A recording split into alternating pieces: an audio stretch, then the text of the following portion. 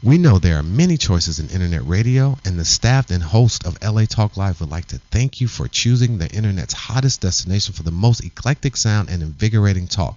This is LA Talk Live. We are more than just talk.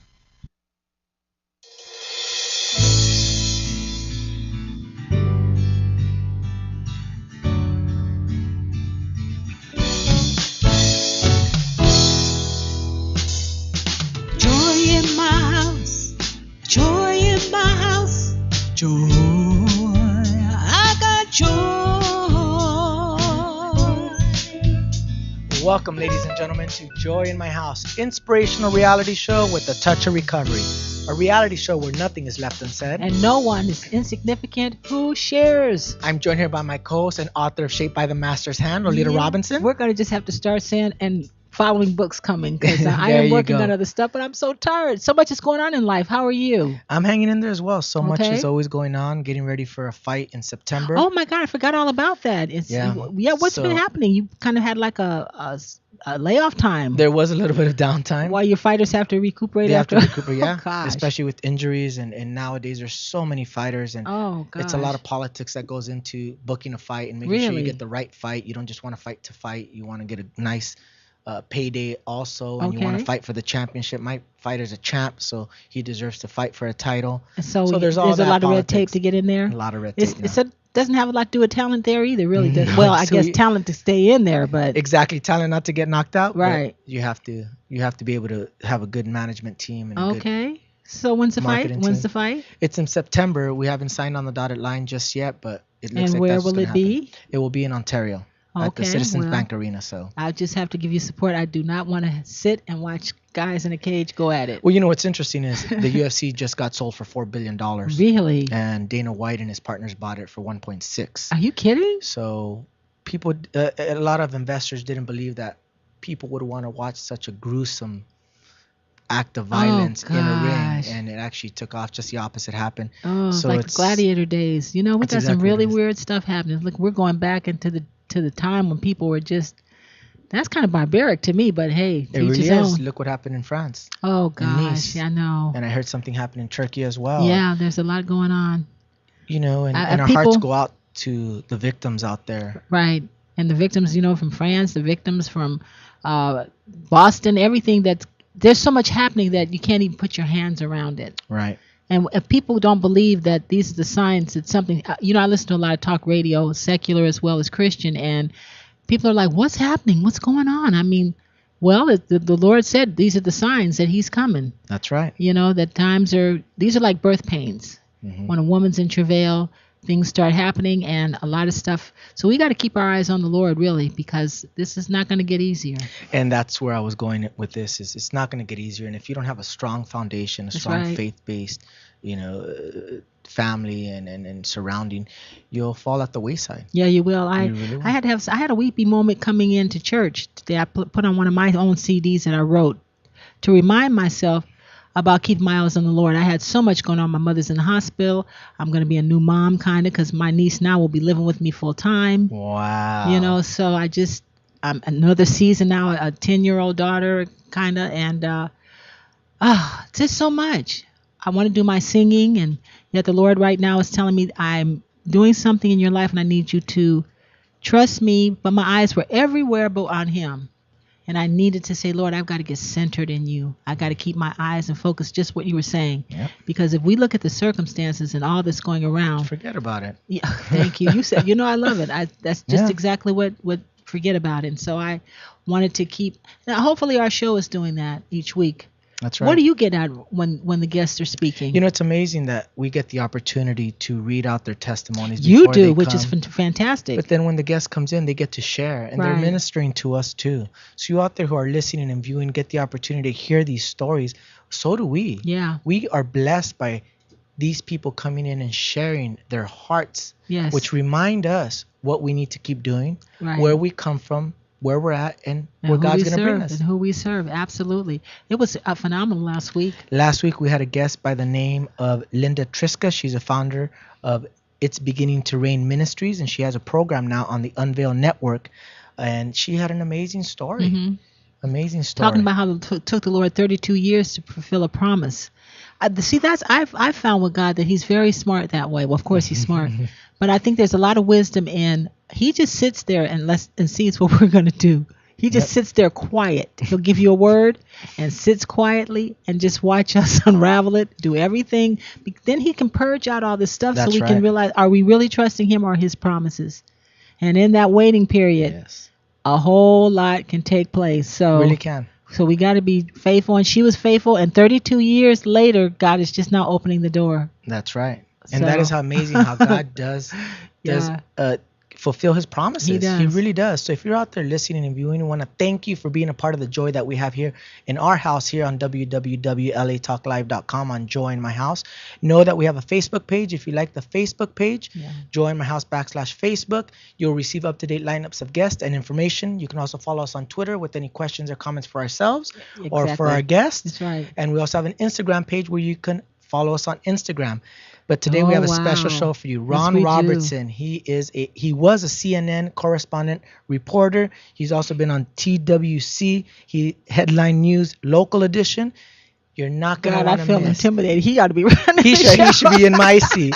But today he's going to share his testimony. So Ladies we get to be humble today. That's right. This is Joy in My House. I want you to stay tuned. We're going to come back with Ron Robertson here on Joy in My House.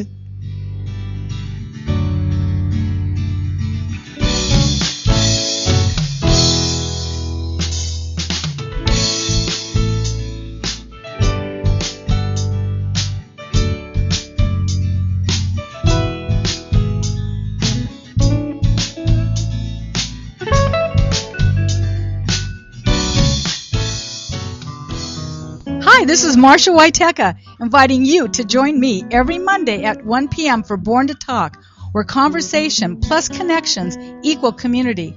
Starting Monday, April the 13th, be sure to tune in to Born to Talk with Marsha Waiteka, Mondays at 1 p.m. Pacific, exclusively on latalklive.com.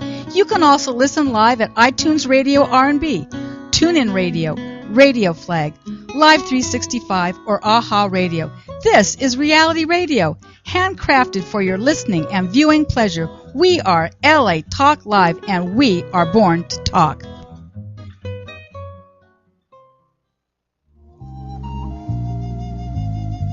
Hi, this is Dr. J, inviting you to join us every Tuesdays at 11 a.m. for the Happy Health Radio Show.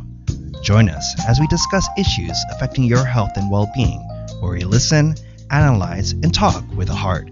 So don't forget to tune into Happy Health Radio Show every Tuesdays at 11 a.m., exclusively on latalklive.com. You can also catch us on iTunes Radio R&B, Radio Flag, TuneIn Radio, Live 365, AHA Radio, TiVo Radio, and Apple TV Radio, or just watch and listen directly at latalklive.com. Reality radio, handcrafted for your listening and viewing pleasure. This is LA Talk Live. We are more than just talk.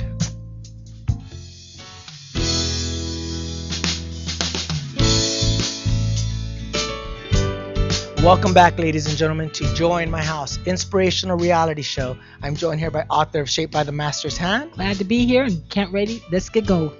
My co-host and our in-studio guest, Ron Robertson. Welcome to the show. Thank you. Welcome to the show. It's exciting to have you.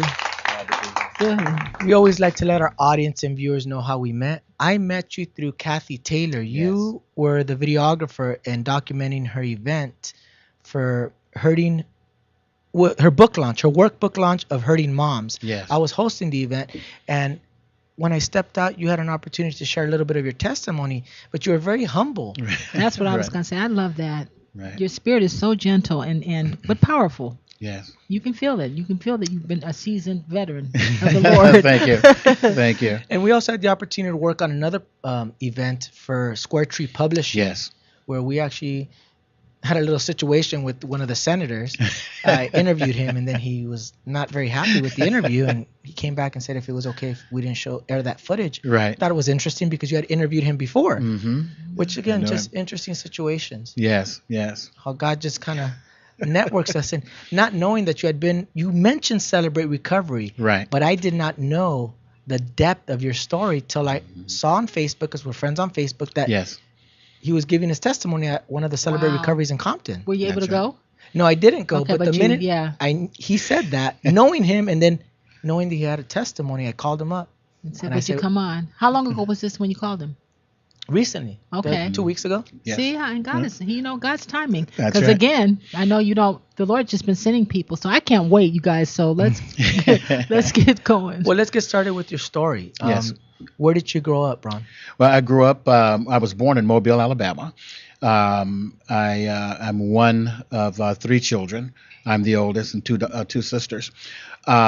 And my grandmother was superintendent of a detention home there. Wow. And so even growing up, I had a taste of what the other side was like. But we lived in the back, and of course the detention home was in the front.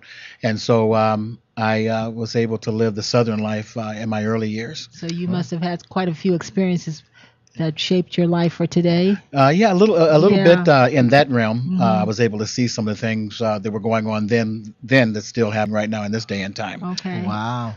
Well, what's interesting is that you grew up in a military family. Yes, sir. And you traveled the world. Yes. You were stationed in Japan, Germany, France, yes, Holland, Hawaii. What was your father in? My father was in the Army. He was in the Army. He was a career serviceman.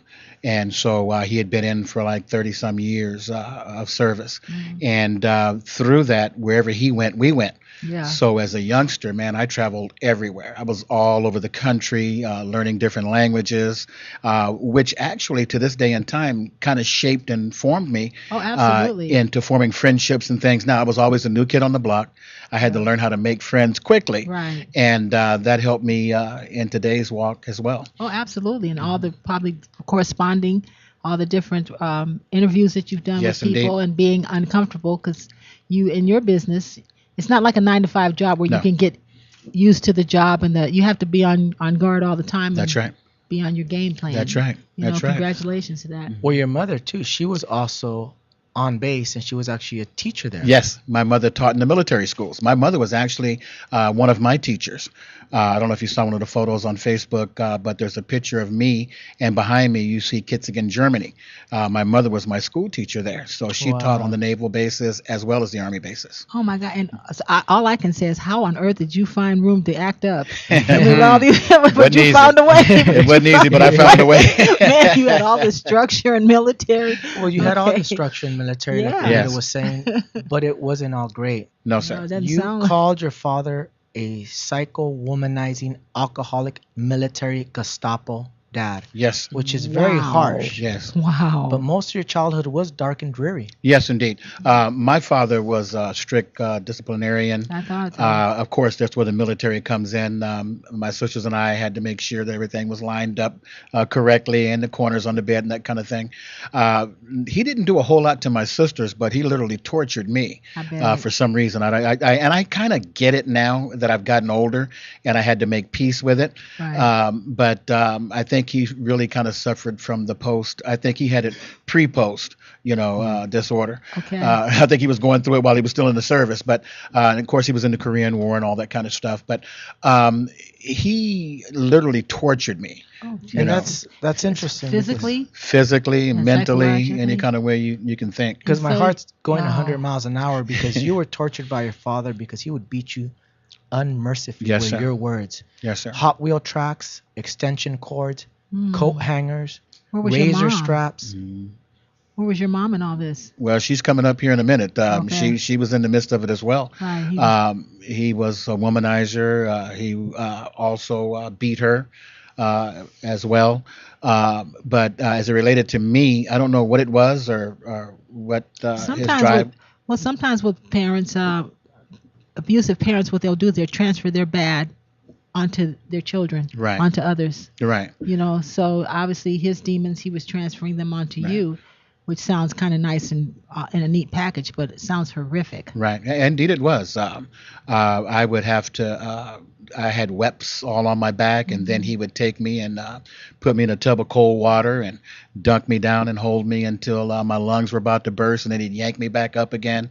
There was times when I thought he was feeling good and in a good mood, and he'd call me to him with his arms open to hug me, and as soon as I got within range, he'd fire off and hit me in the chest, and just just a crazy thing. Unbelievable. Where's your grandmother around? Oh, your grandmother was in the, She was in the South. Oh, okay. My grandmother was still in the South. So this was abroad when we were out and about. Okay. So you had no one to really, gosh, it's amazing. It's already a miracle that you're sitting here. Amen. And that you can say that you love God. I mean, you could be so bitter. I'm sure that's going to come up in our story. Yes, yeah. Because you mentioned how you would watch him beat your mom, and he would put her in a headlock, and he'd get a running start to slam her head. Never forget that day. Into a sliding door. Yes. What? He was something else. He would even use me to go to some of his places to see his other women. And as a kid, I didn't quite get it, but I knew something wasn't right. Mm-hmm. But I was his excuse to get out to see the other ladies. And so, well, you would think, as brutal as he was, he didn't need an excuse to do anything. You know what I mean? Well, wow. That was his life. And so I grew up really afraid. I wasn't angry with him at this time. I was just fearful. Isn't that scared. funny how a kid can just have all that trauma and all that violence and still not hate a parent? Still my dad. He wasn't worth anything, but that was just my no good dad. Absolutely. Well, what about your sisters? What was going on with them? Sisters, I know that they went through a little bit. Well, they watched all this, so they suffered probably watching it. It's bad to even watch it. Yeah. I know my older sister made mention to me of some things, but I don't think they had it as bad as I did. No. He really came after me. Right. Yeah, because you mentioned that your two younger sisters would get some relief when your father would pass out in a drunken stupor. That's the only time we had, a break is when he'd get drunk and pass out. Mm-hmm. And I would tell my sisters, I wrote this in my little testimonial, rest easy, the wino sleeps tonight, Oh, wow. And That's so funny, but it's not. Yeah, well, right. And you find humor and stuff. Well, yeah, and that's what I was saying. We, you're going to see me throughout this talk where you're going to see it kind of funny and laughing. Yeah. And remember, the group I belong to is called Celebrate Recovery. So I'm in celebration right now, and and the Lord has delivered me. So why should I be bound by my past?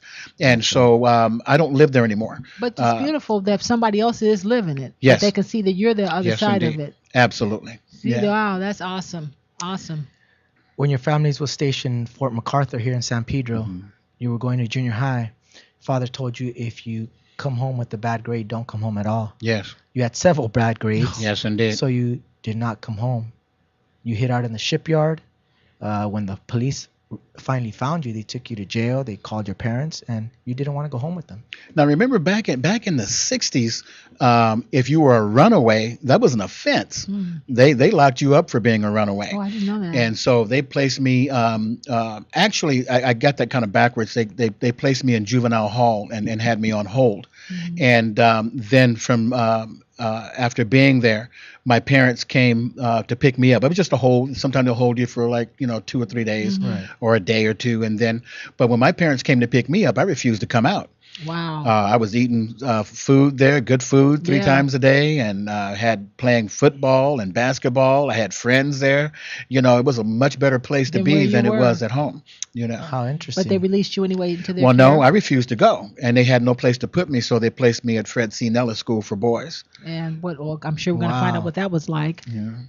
You went to a juvenile hall in Downey. After that, you were put in a boys' school in Whittier. Yes. And you loved it there. Mm-hmm. Really? Fred C. Nellis. That was my spot. Isn't that something? Yeah. Nobody was beating on me there. Nobody was yelling at me. And, of course, it was regimented, but I was already used to that. I'm a military kid, so I knew. That's right. But all that came without, malice or hate or anything like that. That's when you got – so I'm sure Howell was going to ask you, where was the Lord in all this? Was the Lord a part of your life and your family coming up? We weren't much of a Christian type family, but I'd always had the love of the Lord in me. Even as a young kid in foster homes, you were I in would foster get up. Homes too? Oh yeah, I was in 7 foster homes. I think I'm kind of jumping ahead. No, you're tracking right perfectly. Yeah. You were in 7 foster homes. What? Before you found the right one that family that treated you right. Mm-hmm. Well, eventually they had to let me go. My goodness, man, either you're going to be employed here, you've been here for a while, or you got to go. How old were you? About this time, I think I was in my early teens. I had to be around 15, 16, and 17. And those years, when you turned 18, you were just thrown out to the wolves. They still do that.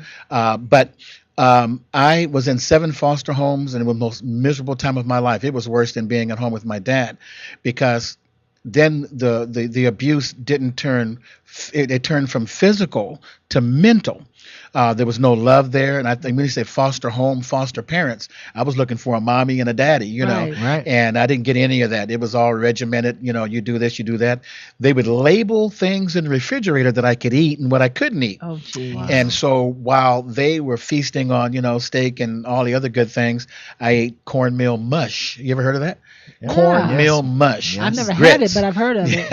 Okay. Grits. Okay. And those type of things. I ate Vienna sausages Those are and gross. Devil Foods ham. You know, those- there's a that's reason why they call gross. that Devil Foods ham.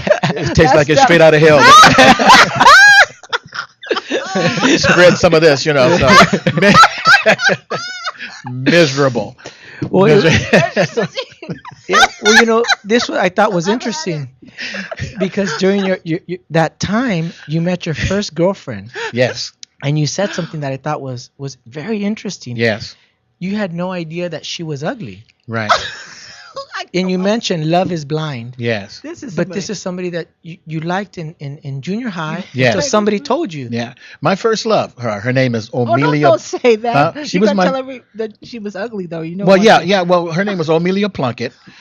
She was my first love, and I was just head over heels. I'd never loved anybody before Oh. that wasn't, you know, part of my family or something. And I had no idea that the girl was ugly until someone told me. Mm-hmm. And I always put that in there That is because something. how many friendships have we lost out on because somebody else told you it wasn't right? There you That's right. go. And so to this very day, I have a special place in my heart for her because Right. she loved me unconditionally. Oh. And the same guy that told me she was ugly ended up being her boyfriend. How interesting is that? Hello. That's- Wow. Hello.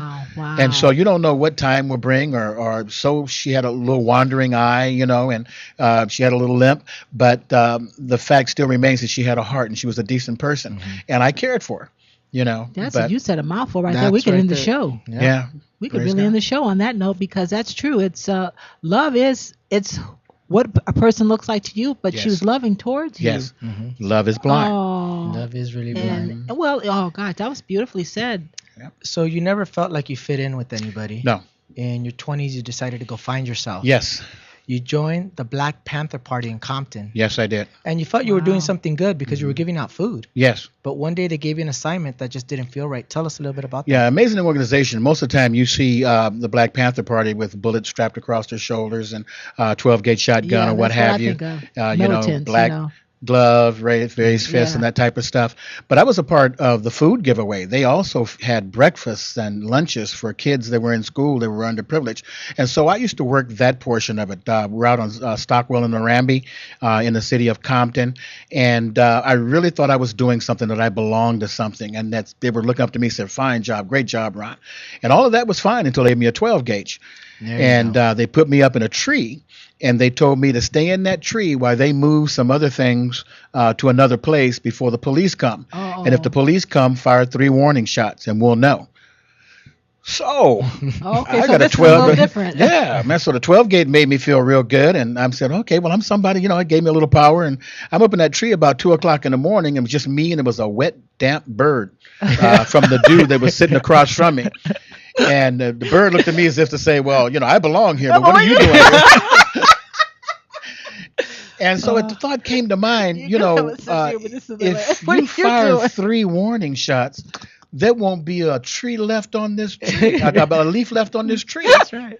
And I realized that I was just a sacrifice. So I didn't mean anything. So I said adios to the bird, and I climbed down out of that tree, you know.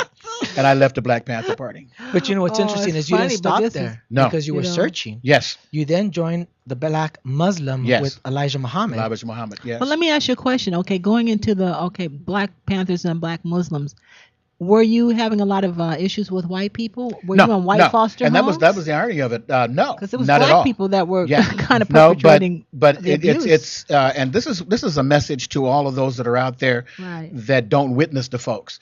It's the firstest with the mostest. Whoa, say Okay. that again. The firstest with the mostest. And the first person to approach me to be a part of them and be with them and welcome me into a family, what I thought situation, were the Black Panthers. Okay. And then the Muslims, I liked the way they had their bow ties, they were dressed up, they looked sharp, really looked good. I said, man, I like that. Had no idea what their theory was or what their program was.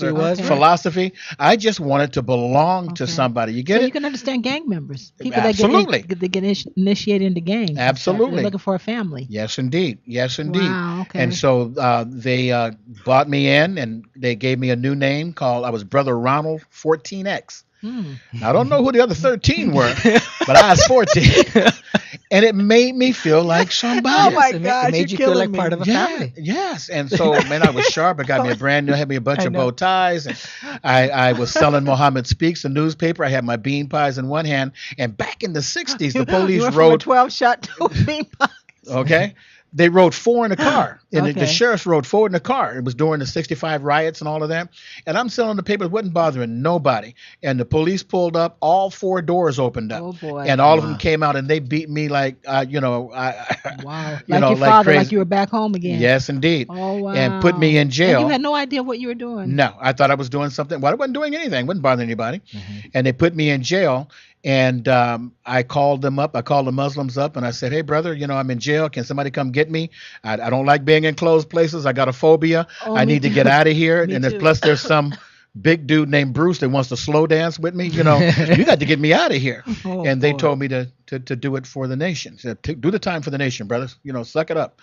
So I said, okay. Yeah, I don't care about me. Oh, okay. See, you're really, you know what? So there was something inside of you that kind of, you still had common sense or wisdom, I think, from the Lord because other people might have said, okay, yeah, I'm going to do this and be compliant, but you said, this is not love. It's not working. This is not and then the hate came in. You mentioned the hate. Okay. And remember, I've lived all over the world. Right. And until you've lived abroad or have had experiences with white people, Chinese, Japanese, all those type of things, you don't understand. All you know is what you know within the confines of your geographical area. Right. But I knew better. Right. And I said, well, wait a minute. I've shook hands with white people. I've slept in the same bed with little white kids, on sleepovers and all those type of things. So I couldn't hate.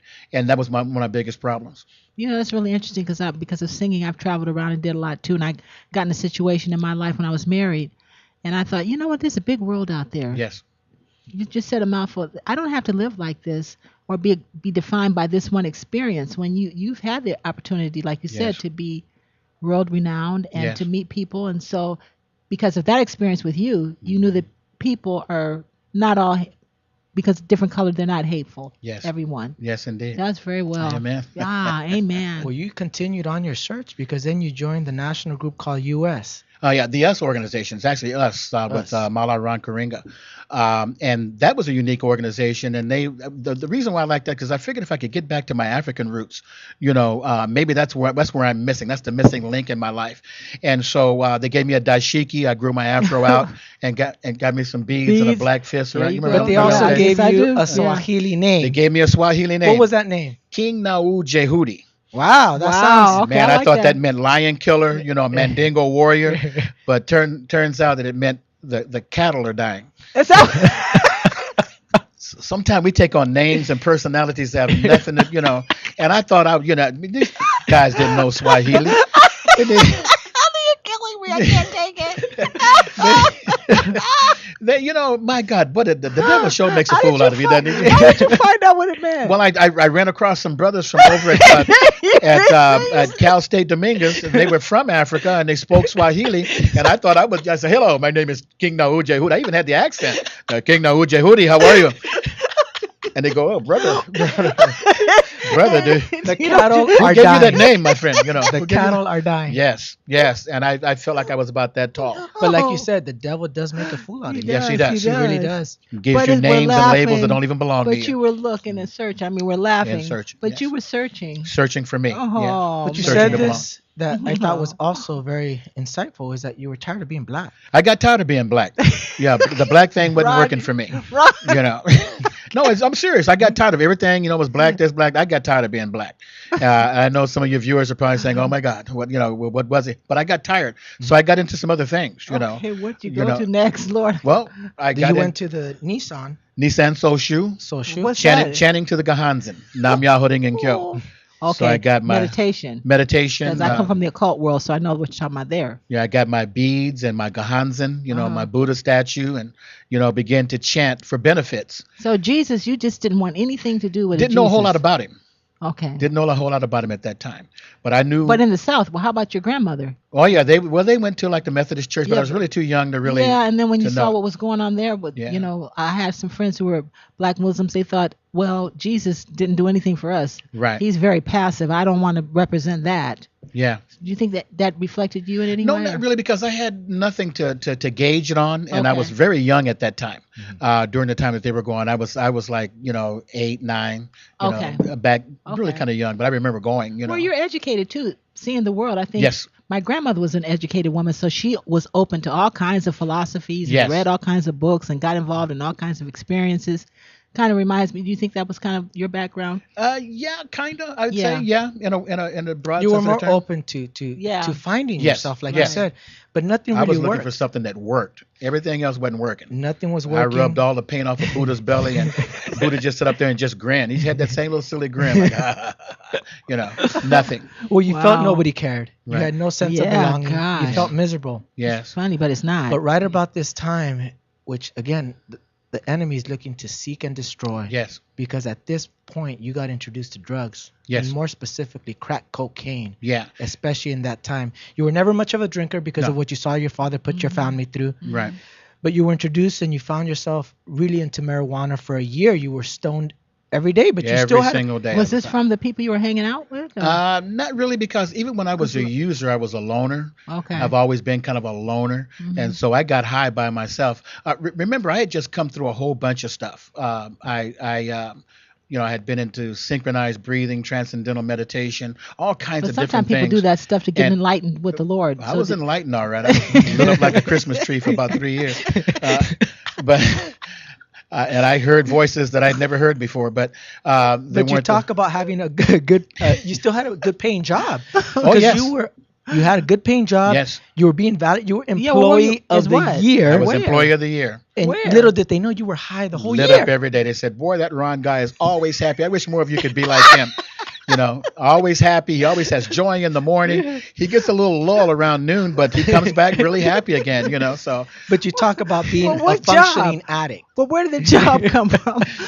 What job did he have? I don't know if I should say their name because I don't know. They will take back the I left it out of the script. Yeah, but But you talk about being a functioning addict. And, yes. We talk about this on the show with other addicts that come on as well as myself. Yes. We're very manipulative. We're very charismatic. Yes. But yet we're broken inside. Yes, we're indeed. hurting inside. But you're go-getters. That's the truth. Yeah. You are good high performers, high achievers. Yeah. When the enemy gets a hold of us like this, and we're going to touch on this because this is more of a somber note. You met a woman that would introduce you to crack. Yeah, it's always a woman that comes into play. That woman. And let's talk about this story because this was a pinnacle life that you changed should see your our life. Producer Richard. I can look at Richard. He's cracking. Richard's gonna throw me out of here in a minute. I'm going to tell you, and if anybody tells you any different, they're not telling you the truth. But I enjoyed getting high. It was a relief. I'm talking about just smoking weed and everything else. That was fine. You. But I had no idea that it was a gateway drug to something deeper and more sinister. And that's the way the enemy, tricks you. Just a little bit, not bad, not you bad. will not surely die. Just take a bite. You're not going to surely die. You're going to die, but not surely die. And so I knew that I couldn't drink, but I would have an occasional sip here and there. But it was a woman that approached me one time at a party, and we were dancing, and she said, do you get high? And I thought she meant, smoking, joints. I said, oh, yeah. She said, let's go out to your car and let's light one up. So we lit up a Primo in the car, and this lady it's always those real cute ones, That's how, look, for us too, you real good city slickers get us too, so okay. Well, I don't know about all of that, but I do. But this one had me, and she had me. Wow. The word on the street at that time, they don't use it anymore, was called sprung. Oh, okay. When you're sprung on something, that means that you're just head over heels. Okay. You just lost in her, and whatever she says goes. So I'm not totally blaming her, but most of it, But Satan uses people, just like the Lord. The Lord uses other people to plant the seeds and to draw. Satan uses people too. Exactly. Right. And so we sat there and we got high, and she said, she said, if I had a rock right now, I'd be all over you. Those were her words. Oh my gosh. And so I thought to myself, and I said, well, how do I get a rock? Where can we get one? Yeah, can you hook a brother up? Where can we get one? And that was the beginning of my demise. Okay, we're laughing. Demise. Yeah, wow, demise. That is a powerful word. And again, we're laughing and we're joking because remember, I don't live there no more, and I can laugh at it now. Well, that's what I don't I'm want you to saying. think we're making fun of it. But and if I don't laugh at it, that means I'm somber, I'm down, I'm hurting. I'm not there anymore. But that's an inspirational. Plus, speaker. I got your attention too, don't I? Yes, and so God knows how to do it. He does. You're engaging. It's inspirational. If you, it's perfect what He's giving you the gift. Well, you spent 3 days with her. 3 days. Wow, that was you some emptied days. out 3 days your and bank 3 account. nights. Yes. You got your first feeling of feeling high. You didn't even want to smoke it. Actually, what ended up happening is she did what you call a shotgun. Yeah, see, I didn't know that name. It's odd that you would know that, Well, Joel. let's let's say. I think we need to lay hands on it right now. I didn't know that. And I don't know what it is, but I don't want you to tell our audience what it is. Well, but I don't think it's bad. I mean, it's just, you need to know. Yes. You need to know in case this doesn't happen to you. Right. But she leaned in to give me what I thought was a kiss, and she blew the smoke in my lungs. Wow. I wasn't gonna do it. I seen all the crackheads out there. I wasn't new to it. I saw them, barking at the moon and carrying on, and I didn't want any parts of that. But she blew it in my mouth. Wow. And so it was like breathing death. Exactly. The Lord blew in our lungs. He blew, Woo, glory. You just said something right there. Yes. Okay. Yeah. Woo. All right. That was pretty good. I hadn't thought. Can I use that in my testimony? Please do, because that's what you just said. Praise God. And when that went into my lungs, my life as I knew it would never be the same again. It only took one hit. That's the danger of this drug. And they've got even crazier stuff going on right now.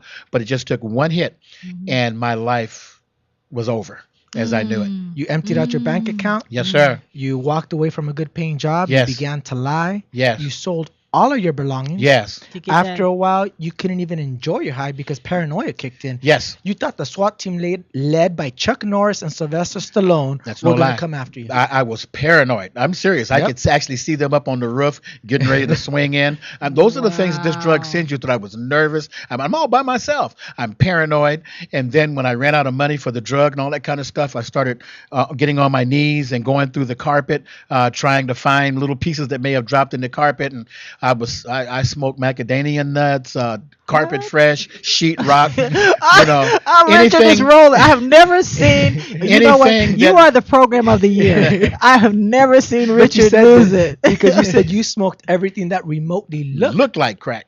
Yes, that's where I had gone. That's where it took me. Wow. That's where it took me. Hadn't shaved, hadn't bathed, had sold everything out of my apartment. Where was Delilah? That's what I'm gonna call her. Oh, she left on the third day. Once the money ran out. Yeah, she was gone. She's gone. To go and snare somebody else. Right. And what ended up happening is you ended up in downtown. Yes. To be closer to the drugs. Yes. And you ended up on Skid Row for 2 years. What? 2 years. What? Yes, sir. Wandering on Skid Row for 2 years. What? You saw a lot during that time. Oh, yeah. So is that what it is down there when we're looking at these people, that a lot of them have come to downtown because of these kind of experiences? In my book that's going to be coming out real soon. I can't wait to get that. There's a thing that I talk about, the elephant burial grounds. When an elephant knows that he's getting ready to die, he starts migrating. Have you ever seen that? Yes, they start migrating to a place, graveyard. To the graveyard. I didn't know that. And that's where I was going. I migrated to what would eventually be my demise. Oh. And down there is where all the drugs were, the filth, man, you name it. I saw it down there. I saw people just lay down in the streets and just die. The drugs and everything were there. I learned how to get on the county and get vouchers for food stamps and that type of stuff, and then how to go and to switch those vouchers into cash for drugs. I sold blood. I sold a car that I didn't even own. You name it, I did it down there. And that was the beginning of really me getting. Well, here's your bottom. Oh my goodness, here's this your story. bottom, because I got goosebumps. Me too. Wow. On the last hotel, your voucher was for 3 days. Yes. You stayed at the Frontier Hotel on 6th Street. I know exactly where that's at, because I hang out in downtown, and I've roamed the streets back in my using days. Just roamed the streets too. Now I drive by and I'm actually in my car and praising the Lord. Exactly, praising the Lord. But on the last day, you went up to the 10th floor window, you bent down, and you were about to jump. Bent my knees. I'd ran out of drugs, had ran out of lies, ran out of friendships. I kept, and maybe this will help somebody too. I kept thinking that somebody was going to come down and rescue me. Somebody's going to see me and say, "Oh, poor little Ron. Come on, man. Let me take you home and clean you up." And the opposite happened, which I thought was interesting. People happened? Across at the Rosalind Hotel were egging you on to jump. Well, both of those hotels mirror each other. Right. They're both almost the same hotel. And I was in the very top floor window. Now? It's still there. Okay. Still there. Wow. And I stepped there. You can step out on the ledge. I stepped out on the ledge. My knees were bent. I was getting ready to go. And the little imbeciles across the way, the devil's demons. Exactly. Jump. They wanted to see a show. Wow. And I could literally feel the magnetism, the magnetic pull of the ground calling me to it. That's just where it had taken me. So, okay, we can't skim over that. That's powerful. Yes, indeed. And we've got people that are in that place. Yes. Right now. So you have been close to death, and so somebody who's suicide is something that takes over you. Yes. Something that pulls you. Yes. That draws you. Yes. Oh my God. Absolutely. It's a spirit. Yes. Yes. Yeah. Well, just when you were about to launch yourself from the 10th story window, yes, you actually heard God audibly. Amen. Oh, I want to cry now. When I was there, you know how I don't know if you've ever had a gun or something pulled on you, life is getting ready to leave you, and your mind starts going. It's almost like your eyes. From a little kid, it just started fast forwarding, and within about seconds, I saw my whole life. And as I was getting ready to jump, I had tears in my eyes, man. I said, "This is it. I'm tired. I'm just sick and tired of being sick and tired." And I was on my way to jump, and just then I heard the undeniable audible word of God speak to me. Now remember, as a crackhead, you hear a lot of voices, but they're voices of confusion, and you don't know, where they're coming from or who they are. And they're tormenting, and they're tormenting voices. Indeed, yeah. Okay. But the Bible says, "My sheep know my voice, and a stranger they will not follow." Oh, that's powerful. And when I heard the voice, I'm going like, whoa. And when I heard that voice, "You've tried everything, now try me." And when I heard that, I jumped. You jumped out the window? Jump back. No, I jumped back. Oh, okay. Okay. Wow. Wait, you gotta clarify it. Well, I was. You're on the ledge. I jumped back and fell on my knees. You jumped back and said, "Wow!" And you began to pray. And I began to pray. Wow. And I said, "Lord, I don't know what this is all about." I didn't even know how to pray. Yeah. All I did was I got on my knees and I said, "Now I lay me down to sleep." I prayed. That's all I knew.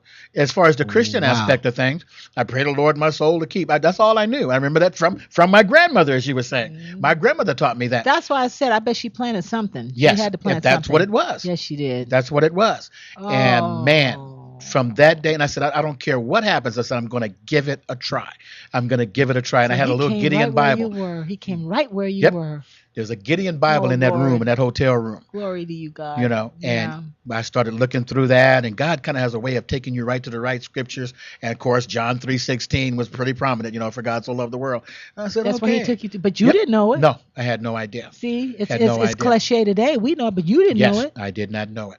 Yeah. Whoa. Well, you had been in church. You were searching. He went to most church of your life. Well, he had done different things, different aspects to be spiritual. Yes. Right. But in that moment, you gave your life to Christ and decided to follow him. Yes, absolutely. Well, God answers your prayer. Yes, he does. Well, when we come back, ladies and gentlemen, we're going to hear Ron tell us how God answered his prayers. You're not going to want to miss. This is Joy in My House. We're here with Ron. Lolita, my co-host, you're not going to want to miss. We're going to come right back to Joy in My House.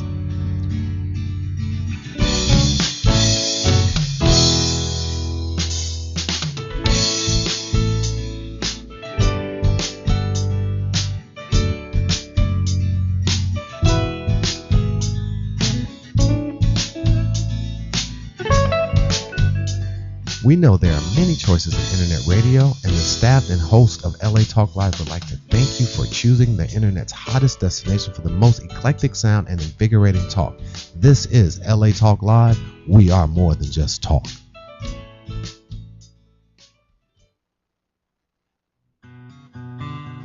Hi, this is Marsha Waiteka, inviting you to join me every Monday at 1 p.m. for Born to Talk, where conversation plus connections equal community. Be sure to tune in to Born to Talk with Marsha Waiteka, Mondays at 1 p.m. Pacific, exclusively on latalklive.com. You can also listen live at iTunes Radio R&B, TuneIn Radio, Radio Flag, Live 365, or AHA Radio. This is reality radio, handcrafted for your listening and viewing pleasure. We are LA Talk Live, and we are born to talk.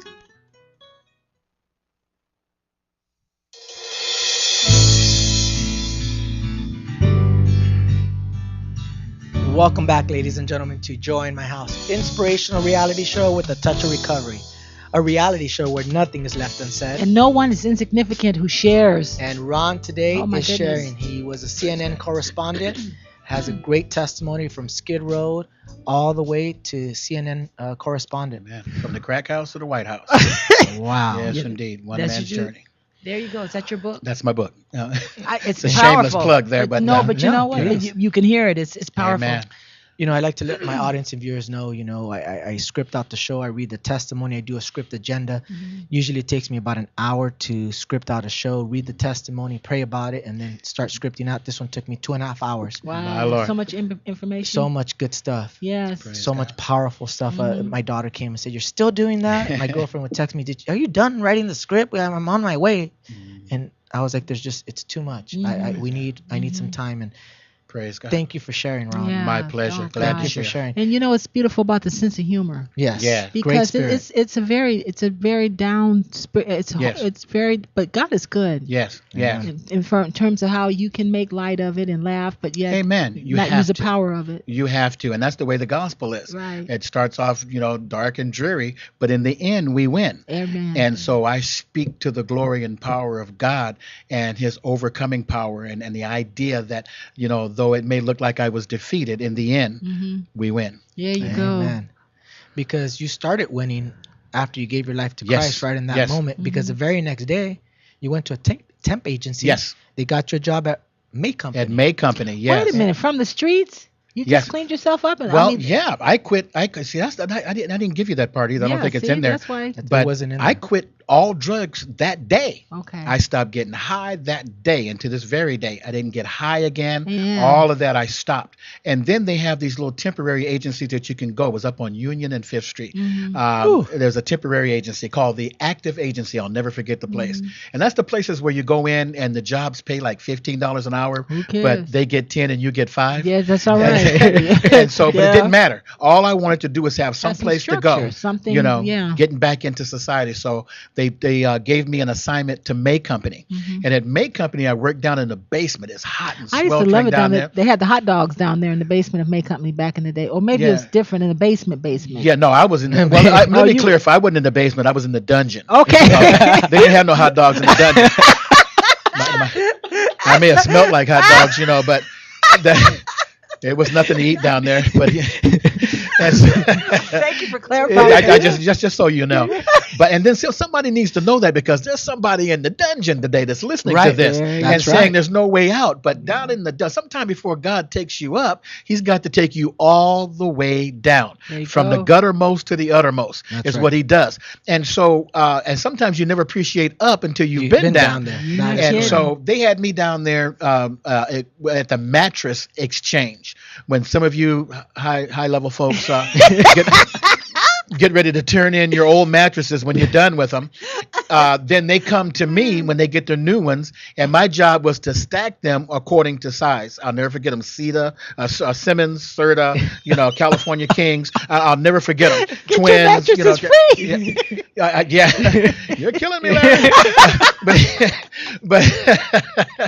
but my job was to stack them, and it was hot, and those mattresses were nasty. But you know what? I stacked them things and order and didn't complain when everybody else was goofing off and not doing anything. I worked, and when May Company laid off their regular employees, they kept me. There you go. They gave you. But let me ask you something. When you were stacking those mattresses, did it give you a sense of peace? Yes, absolutely. A sense of order. See, that's how I am. That's how I am. Yes. See, God, to you, to other people, it seems silly, but to you, He was calming you down, making you focus, making you slow down. That's what He does to me a lot of times. Humble you. I was humbled. But He was also focused too, emotionally. Yes. Mm-hmm. Calm down. You had to concentrate on stuff. Yep. Well, that started your journey out of Skid Row. Yes. Gosh. You then saw an ad on a cable television station that said, "Come learn to produce your own television program." Yes. And you walked into that. Look at him. You must be nice. God didn't do anything for her. Well. if you delight yourself in Him, He'll give you the desires of your heart. That's right. Because you walked into that production company. Yes. And you thought they were going to hand you a show. Well, let me back up. The guy here, and the guy that held the workshop is in the room right now, and his name is Jeff Trujillo. Thank you, and he's Jeff. sitting right over there right now, who is also my best friend. And his lovely partner. What's her name again? Her name Val. That's a story in itself, but I won't. Okay, I'll let them tell it. Oh no, they're we're all been good friends for many years, and he was the one that was there at that holding that workshop along with another gentleman, and it was through him that I would say, boy, God just uses, and we're still together this very day. I'm looking at this. You can do this, and he encouraged me. He saw something in me. He says, "Yeah, you're pretty good at this. You're pretty good at this." And so he encouraged me and had me so fired up that the next day it was like 100-some degrees outside in the city of Bellflower. Never forget it. I was standing outside. I had me a little bologna sandwich, and at an M16 or wherever you were. Yeah, well, I went from 12 gauge to a bologna sandwich. God has a way of humbling you, doesn't he?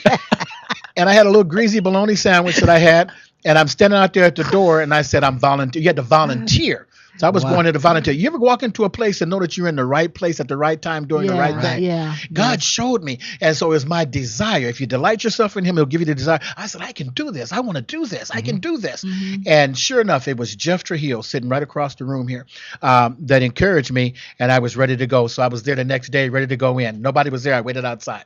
You volunteered? I volunteered. What did they intern. hand you? Doing what? And when I walked in, I thought they were going to give me a camera or sit me in front of an editing machine or something. I walked in, I said, "Okay, I'm ready to go to work." And this wasn't Jeff. These were some of the other guys. I wish I could mention their names but I'm not going to do that because it wouldn't be right. But I said, "Where do I start?" And they gave me a broom.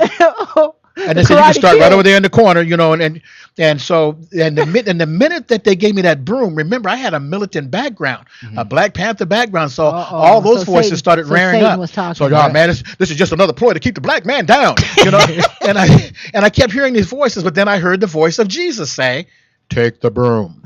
That's right. And sounded like Charlton Heston, "Take the broom." And I grabbed the broom and I would begin to sweep those floors like Michelangelo painted.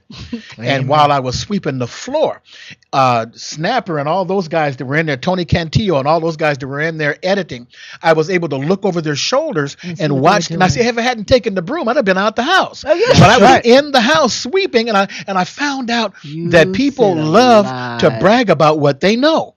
So I would look at some of the guys that hated me and didn't even want me there because I didn't look like them. And I said, "Man, how did you do that?" And all of a sudden, I said, "You're good, man. How did you make that happen?" And they were telling me. And for like 90 days, the Lord gave me a photographic memory. I couldn't forget anything. Everything that they said to me, I absorbed. I watched and calculated, and I knew. And I just couldn't forget. I can't tell you what I had for breakfast this morning. I don't even know if I had breakfast. But back then, memory that was beyond approach. And so I learned by sweeping. I went out and ran across the street at the liquor store. Remember that, Jeff? The liquor store across the street. Yes, I got a bottle of Windex and some paper towels just so I could stay in the house. And I started doing all the glass work. So just so I could stay in the house. I'm just looking at you. I'm the liquor store. You ran on over there and got some Windex. Praise God. I didn't get no liquor. You went and got the Windex. Well, what's interesting? This is too much. I mean, this amazing. Praise God. This story is amazing. You allowed God to humble you. Yes. You then got taught the production side of television programming by pushing the broom. Yes. Mm-hmm. The one situation God gave you the opportunity. Yes. To then, I'm gonna have to fast forward because I know. we're running out of time. Come back for part 2. But you ended up working for CNN. How do you do that? You have interviewed former President Bill Clinton, Smokey Robinson, Jay Leno, just to name a few. Yes. How you could, how you said this? How can a crackhead like you be in this position later? Yeah. And you knew it was all God. Yes, absolutely. Well, how long was the preparation time to kind of help you? I mean, from remember, the broom to the. Well, again, and we're jumping ahead, and I know we don't have much time, but I was able to go out and do a few little things. Jeff would send me out on little projects, and everybody just raved about me. I was doing everything, and that's why Jeff has me with him to this very day. We're production partners, but I learned everything. I learned how to edit. I learned how to shoot. I learned how to host. I learned how to do voiceovers. All of those things, and it made me very valuable. CNN Headline News Local Edition came into prominence, and they were looking for people to host. I don't have time to go through that story, but I just sat down, and the Bible tells you that in that hour, God will give you what to say and how to say it. Mm-hmm. I had no production skills. I had no classes in journalism. I had nothing other than just Jeff Trujillo and some of the folks that taught me. And when I sat down, it was a natural fit. I've been doing it ever since. Oh my goodness. Well, amen, because you won an Emmy for Gang Facts, what every parent should know. You got nominated twice. Yes. In 2012, 2013 for Towers of Power and Lemert Park Today. Yes. The band Towers of Power? No, Towers of Power. It's what was it, Jeff? The Watts Towers. Oh, the Watts Towers. I did a full story on it, but not just on the towers, but it was the Italian.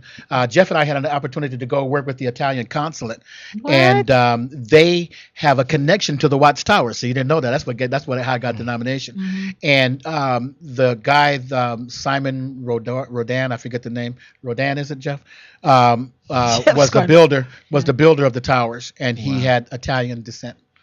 Well, did you find a church home real quick? I mean, because I know we have a lot going on. I want to tie that in. Where were you fellowshipping at this point? What was just different places. Okay. I came up through different churches. Did you have a spiritual mentor who took you under his wing? Yes. Yeah, there were a few that brought me along and kind of taught me. Okay. And then all that I didn't know, God revealed to me. Okay. And so I went on to do evangelistic work. I pastored for 7 years. I got my doctoral degree 2 years ago in divinity. The Lord. And God has just blessed me. Right now I'm at Hope in Christ Community Church along with Chapel of Change in the city of Paramount. Amen. And I want to touch on this because soon after that you got introduced to Celebrate Recovery. Yes. You talk about restoration. You had 30 years already of sobriety in AA and NA, but God continued to work in your life through your surrender because you recently got reconnected through to your estranged mother and sister, your children. Yes. Oh God! Working your Celebrate Recovery program. Yes. Yeah. You got to have him come. We got to have him too. Yeah, that was a blessing. What happened. Well, while everybody's on Facebook looking for a hookup, I actually found my folks. And I got in contact with my nieces. I think my nieces and nephews are listening today. Hey. And we all have an association and a friendship and a family on Facebook now. Saw my mom, saw my oldest sister, Cheryl. And it's working. It's a work in progress. Living? My father died in 1978. Okay. Massive heart attack. Okay. But I got the victory over him, too, because I had to make peace with that. Yes, you did. And once again, when I speak of him, I speak of him as my father. Mm-hmm. I don't down him anymore. I don't hate him anymore. Well, he had some severe issues. He had issues. He probably needed medication. I bet he was bipolar and all that stuff that people didn't even know back then. They didn't know back then. Right. They didn't know what to call it. Yeah. Not excusing it, but yes. But how amazing, because in your testimony you even talk about victory and how God rewards those who are diligently seeking Him. Yes. And you've done that. Yes, you through your surrender. Amen. And you're still giving back because you've been on the 700 Club. You've given your testimony time and time again. And you even you were talking before we went on live that you took a break for a while, and it was the most unfulfilling time because you weren't being of service. You weren't giving back. I got tired of giving the testimony. I said, everybody's heard it, and then every time I get up to speak before people, the Lord always thrusts something like that in there. Gosh. And I've been giving it for years, and I just got tired of giving it. And so I stopped. I said, I'm not going to say anymore. It's almost like Jeremiah, when he said, I'm not going to preach no more. Every time I talk, I'm beating folks over the head, But he said, it's like a burning fire all shut up in my bones. Right. And so I couldn't stop if I wanted to. I have to give it. And again, Jeff and I are getting ready to embark on a book tour, and we're going to start going out and doing some motivational speaking. And I wanted this to the point to where it wasn't too much of the gospel, but that it could also reach folks that know nothing about Christ and be comfortable. That's why I put humor in it, because sometimes folks don't want to hear a whole lot of Jesus until you show them what you've been through. Amen. And then let them know that it was the Lord that got you through. Well, if you two develop a curriculum and you need other speakers, hey, okay, we're in the midst right now. Well, that's beautiful, though. No, you know what? I'm laughing, and I've had the best time. Yes. But I'm so touched by your story. Thank you. And what our God can do. Yes. What our God can do. And then he went in the midst. I think people out there are worried about loved ones. Nobody sharing with them, labors in the field. If there's nobody there, God himself goes. Yeah. Yeah. Oh, gosh, that's powerful. Well, Ron, the show is coming to a close, and we'd like to ask this of all of our guests. The name of the show is Joy in My House, the joy that we have in the midst of our challenges, our struggles, but also in the midst of our praises and our successes. Yeah. So we have to ask you today, John. Yes. Ron, what does joy in my house mean to you in today's day and age, in this moment in time? Well, joy in my house, and when I hear that word, I don't think of house as a building, but I think as house that holds my heart and my spirit. And when there's joy within your spirit, it turns you into a different person, a unique person. Mm-hmm. So the Bible says the joy of the Lord is your strength. Mm-hmm. Some joy, some strength, much joy, much strength. So I choose to take much joy today. So joy in my house means Shangri-La. It means release. It means freedom. It means joy bells that ring even in the midst of my trials and in the midst of my confusion and turmoil. I thank God not only for the joy in my house, but for the joy that's in this house. It's a special place. And I thank you all for having me. Thank you. Thank you. You Shangri-La. I love that. Thank you. That's a big audience. This is Joy in My House. I want you to catch us live every Sunday here at noon on www.latalklive.com. Thank you to my co-host Lolita Robinson, our producer Richard, Jeff, your production partner Valerie. This is Joy in My House. Catch us live every Sunday here at noon with life-changing stories and talent that will inspire you. You guys have a blessed day. Man.